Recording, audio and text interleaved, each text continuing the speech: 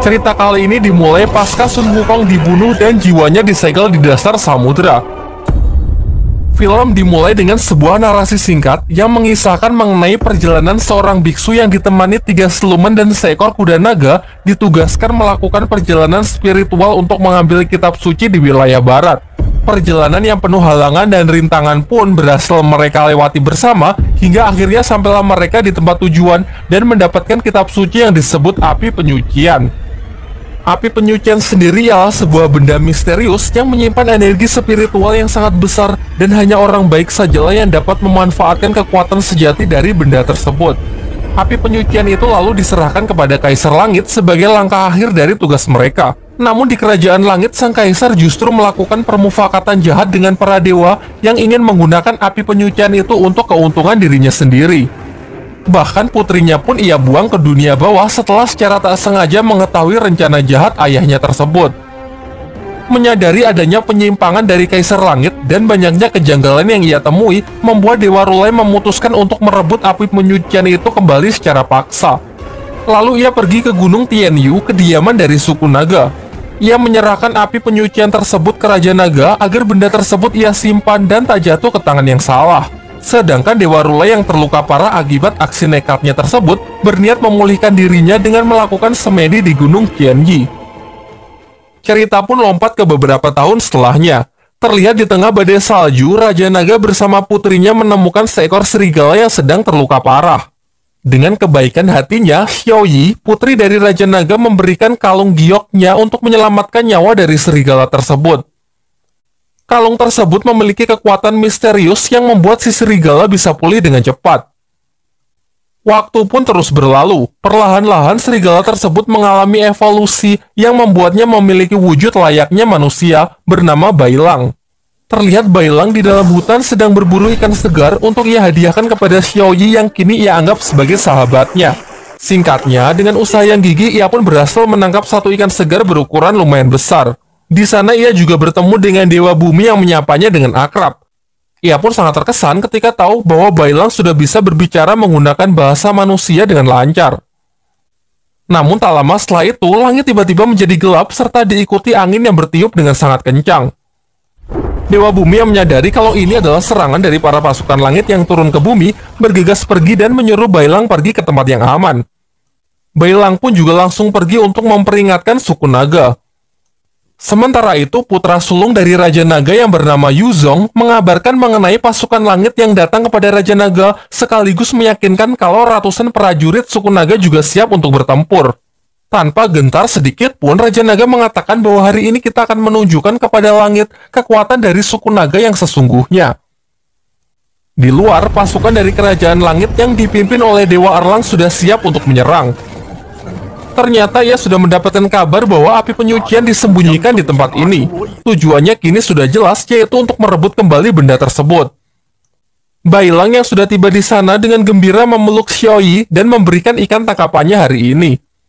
Raja Naga lalu menyuruh Bailang untuk segera pergi karena sebenarnya ia tak ada sangkut pautnya dengan urusan suku naga. Namun Bailang berusaha meyakinkan dirinya untuk ikut bertempur bersama.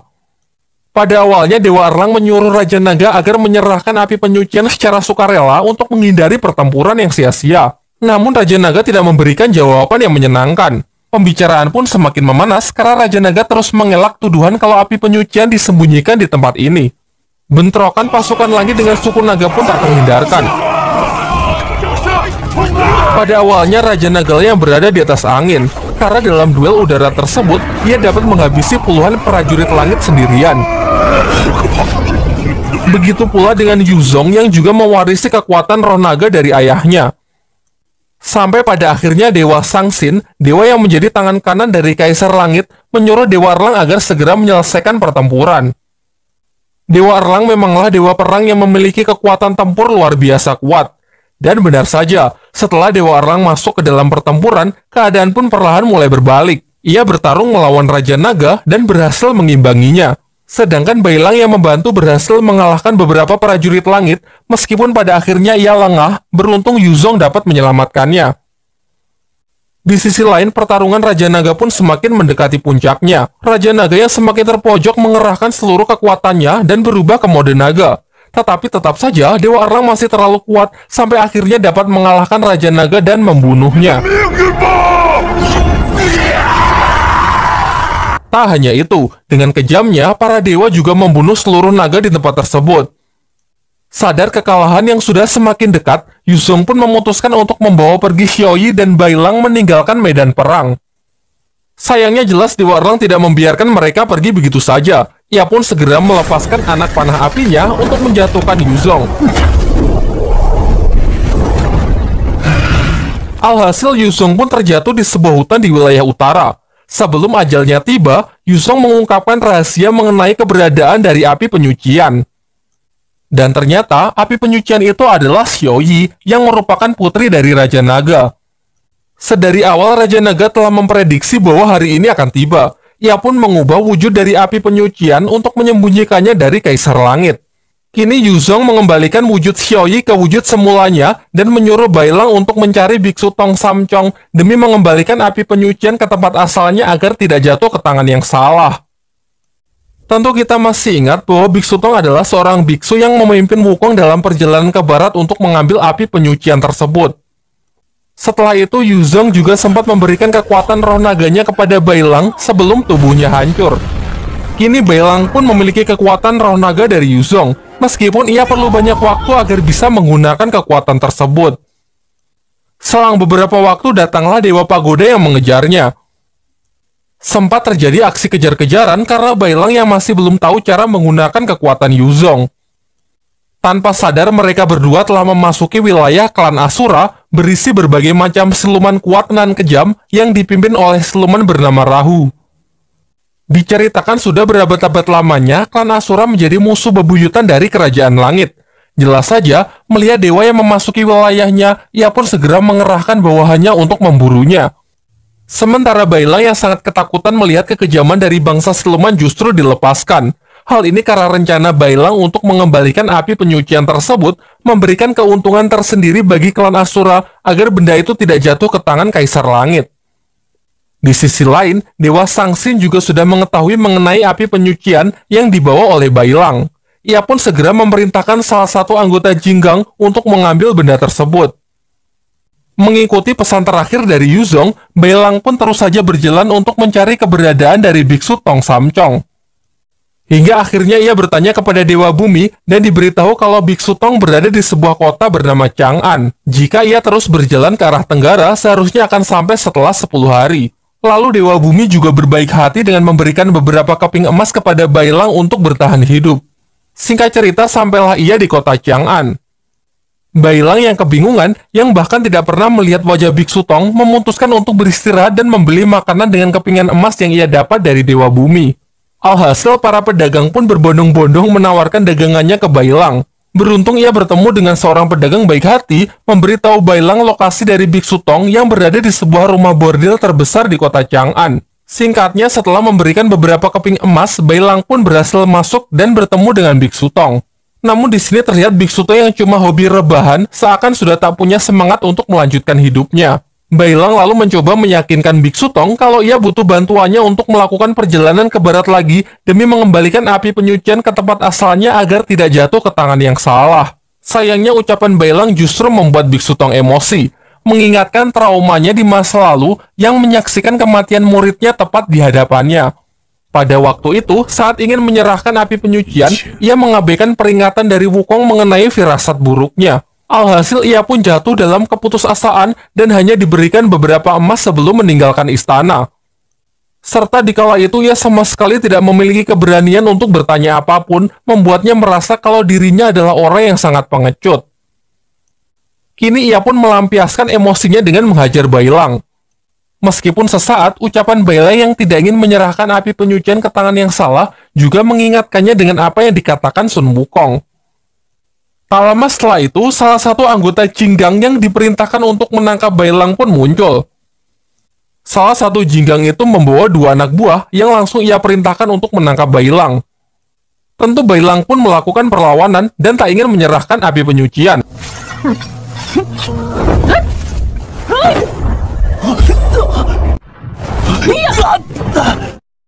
Sedangkan Biksu Tong yang sudah pasrah hanya diam karena tak ingin ikut campur.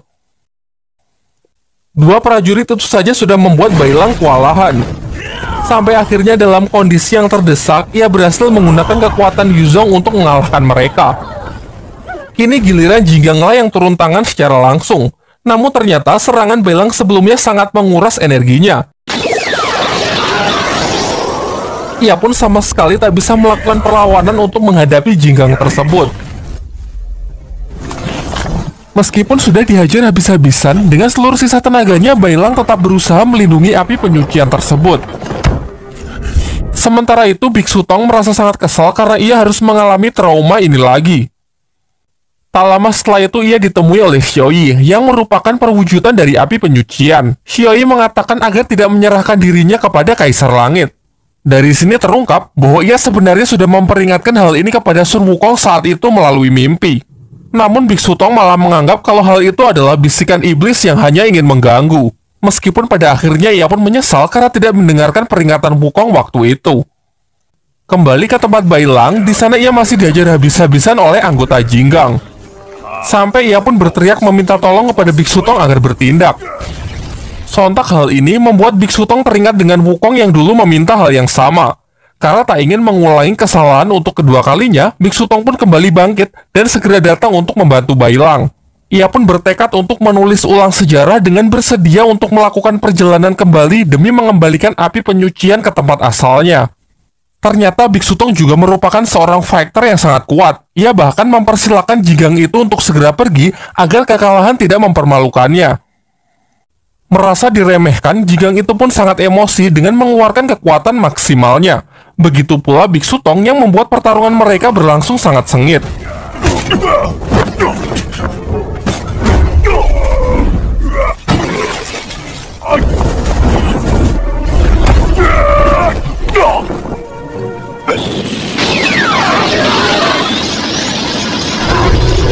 Di sisi lain, Bailang yang sudah kehabisan tenaga mengingat kembali masa lalunya saat diselamatkan oleh Xiaoyi menggunakan kalung giok yang hingga sekarang masih ia kenakan.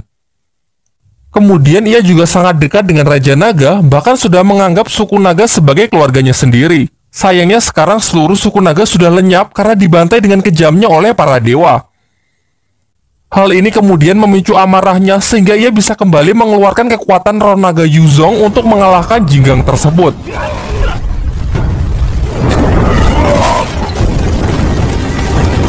Singkat cerita, mereka pun sepakat untuk melakukan perjalanan ke barat untuk mengembalikan api penyucian.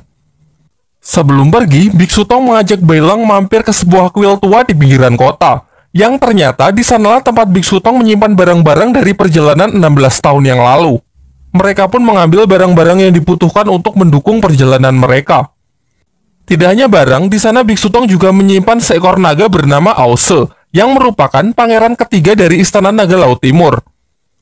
Dulu Aose juga berperan penting dalam perjalanan ke barat dengan wujudnya yang menjadi kuda putih sebagai kendaraan dari Biksu Tong. Diceritakan jauh sebelum perjalanan dimulai, Aose sangatlah liar yang sama sekali tak menghargai kehidupan. Ia banyak membunuh manusia hanya untuk bersenang-senang.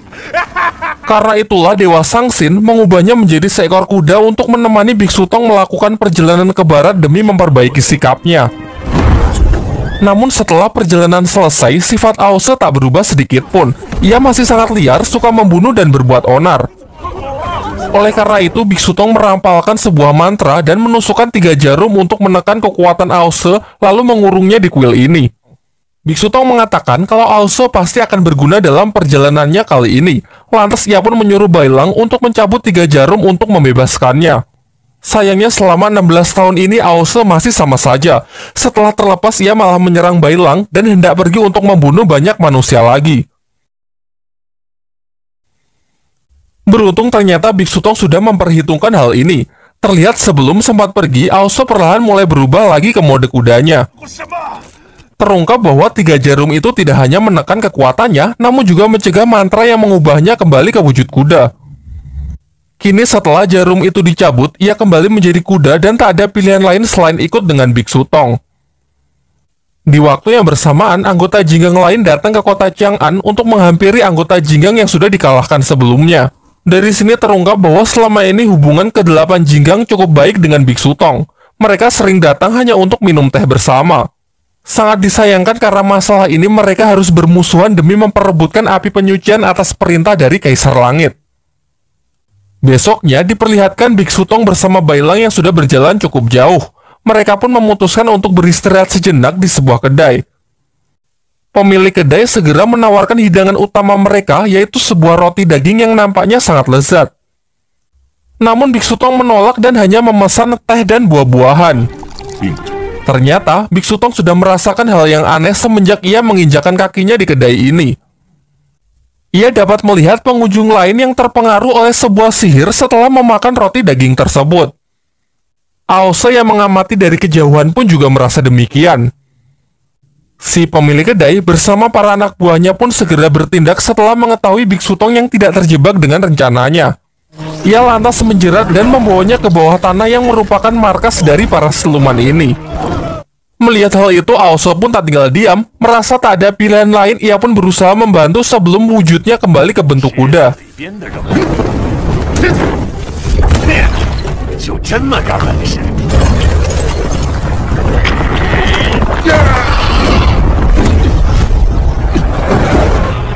Pertarungan pun tak terhindarkan. Namun sayangnya, Aose tidak bisa mengerahkan seluruh kekuatannya karena 3 jarum besi yang masih tertancap di tubuhnya. Bahkan ia sendiri kesulitan fokus karena terus menghitung sisa waktu yang ia miliki sampai kembali ke wujud kuda jika jarum itu dilepas.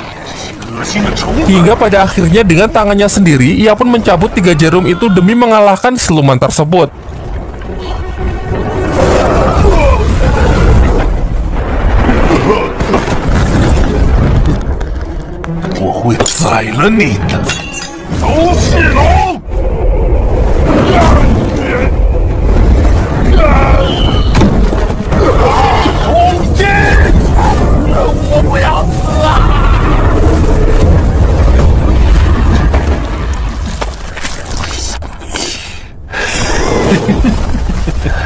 Di dalam tanah, Biksu Tong terpisah dengan Bailang. Diperlihatkan Biksu Tong bertemu dengan seorang anak yang juga sedang terperangkap. Anak itu pun lantas mengikuti Biksu Tong karena Biksu Tong memancarkan sebuah cahaya yang mencegah makhluk jahat bisa mendekat. Selain itu, Biksu Tong juga berusaha mencari tahu asal-usul dari siluman di tempat ini. Diceritakan pada awalnya, tempat ini adalah sebuah desa. Suatu ketika, seorang ibu melahirkan bayi yang sangat mengerikan, diduga adalah jelmaan dari iblis. Sang suami pun berusaha melindungi keluarganya dari amukan warga yang hendak membunuh bayinya.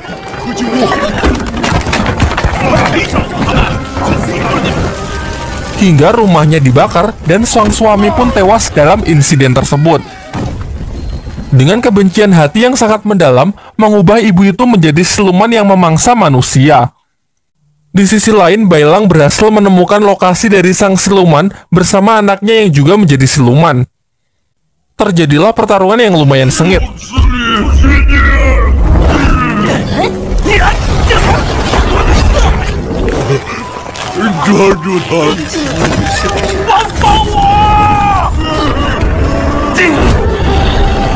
Dengan kekuatan roh naganya, Bailang berhasil membakar anak siluman tersebut, membuat sang ibu sangat murka dan berniat membunuh Bailang. Di saat-saat genting, beruntung Biksu Tong datang untuk membantunya, begitu pula dengan Aose. Sehingga akhirnya mereka pun berhasil mengalahkan siluman tersebut.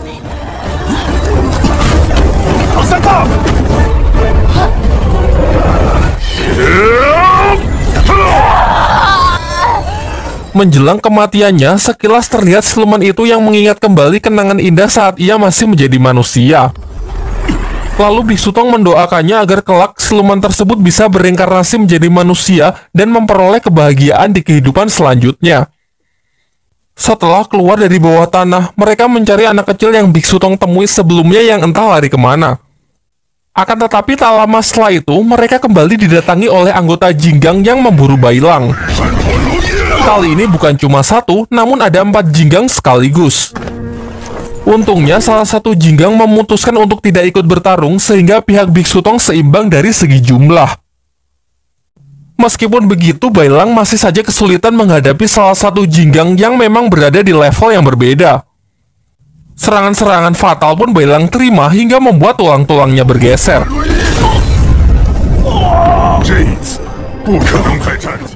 Namun di saat terdesak, Bailang meluapkan seluruh emosinya dan berhasil melepaskan kekuatan tersembunyi di dalam dirinya.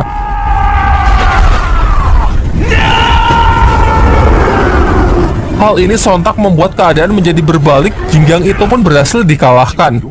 Sementara itu, Biksu Tong terlihat sangat kesulitan berhadapan dengan Jinggang yang ia lawan. Ia pun terkunci yang membuatnya tak bisa bergerak.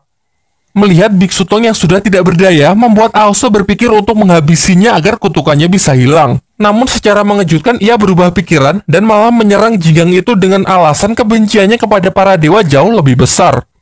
Lalu mereka juga melawan Jinggang pengguna teknik segel. Beruntung Aosu dengan kekuatannya mampu mengalahkan Jinggang tersebut.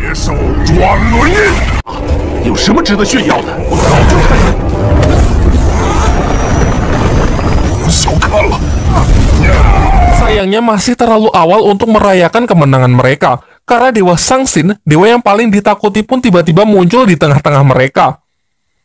Aosu berhasil ia ringkus menggunakan cengkeraman burung Kochiyose-nya. Sementara Biksu Tong juga dibuat tidak berdaya dengan dimasukkannya ke dalam ilusi tiada akhir.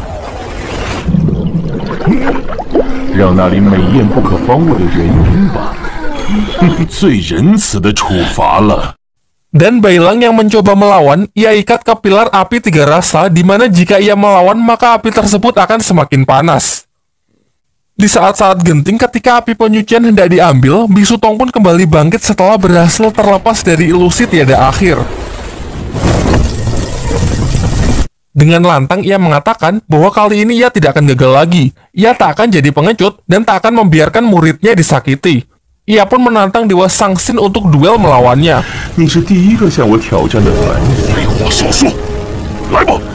Tetapi sebelum pertarungan dimulai, Bailang dapat lolos dari pilar api. Ternyata ia diselamatkan oleh anak kecil sebelumnya yang ternyata adalah jelmaan dari Dewa Rulai yang 16 tahun lalu merebut api penyucian dan memberikannya kepada Raja Naga. Kini setelah pulih, ia pun berniat membantu Biksu Tong untuk mengembalikan api penyucian. Singkat cerita, mereka berdua pun sepakat untuk bertarung menggunakan satu gerakan saja. Jika Dewa Rulai kalah, maka ia akan mundur dan tak akan ikut campur lagi. Begitu pula sebaliknya. Terjadilah pertarungan antar keduanya. Dewa Sangsin segera terbang ke langit bersiap menggunakan jurus terkuatnya, sebuah patung raksasa dengan 1000 pukulan. Sedangkan Dewa Rulai yang tak ingin kalah juga menggunakan teknik terkuatnya untuk memblokade serangan tersebut.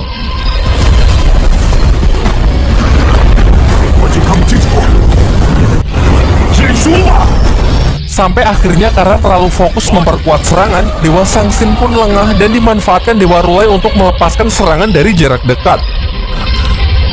Alhasil Dewa Rulai lah yang berhasil memenangkan pertandingan tersebut. Dengan kekalahan itu, Dewa Sangsin pun bersedia kembali ke Istana Langit bersama para Jinggang lainnya, meskipun sambil menggerutu kalau lain kali mereka tak akan seberuntung ini. Sementara Biksu Tong juga bersiap melanjutkan perjalanannya. Namun Dewa Rulai harus berpisah karena pertarungan tadi sangat menguras energinya. Kini sebentar lagi bayangannya akan segera lenyap. Sementara ternyata tubuh aslinya masih bersemedi di suatu tempat. Dewa Rulai juga memberikan kalung tasbihnya kepada Biksu Tong agar mereka bisa terus terhubung.